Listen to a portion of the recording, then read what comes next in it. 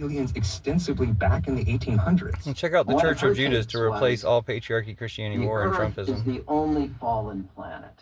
There is life elsewhere, but none of it fell, okay? Well, that's just...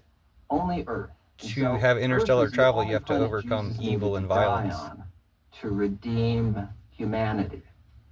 Gujar went on to explain that according to White theology, aliens are watching Earth in this sort of giant cosmic amphitheater, and we function as a sort of, as he put it, visual aid to the entire universe, teaching aliens about God's mercy. I mean, given all of this, is it fair to say that a lot of religious people are fairly willing to accept aliens? Jesus is from, and if you want to replace Christianity, do it with Jesus' plan, the Church of Judas. Found that people who are more religious are less likely than Americans who aren't affiliated with the faith tradition to believe intelligent life exists on other planets. But more than half of Protestants and Catholics still said that their best guess is that intelligent life is out there.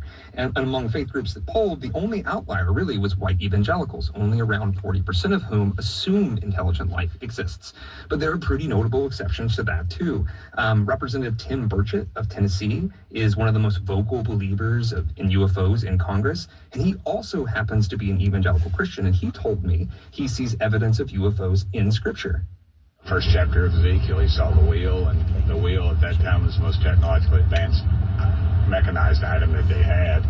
And he described basically what I would say a traditional flying saucer.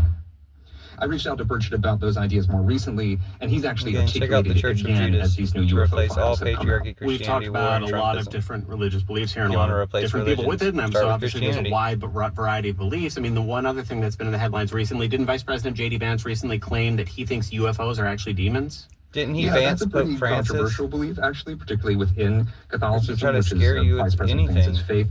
The idea got a lot of attention also after news broke earlier this month that Cardinal Robert McElroy, who oversees the Archdiocese of Washington, D.C., had removed a local exorcist. McElroy cited the exorcist's claims that UFOs are demons as part of the reason for his removal, saying such statements were, quote, gravely undermine, end quote, church teaching. So yes, there's a pretty wide spectrum of beliefs out there. That is Jack Jenkins of Religion News Service. Jack, I think that's the first time the concept of an alien Jesus has been discussed on All Things Considered. Thank you so much for your reporting on this.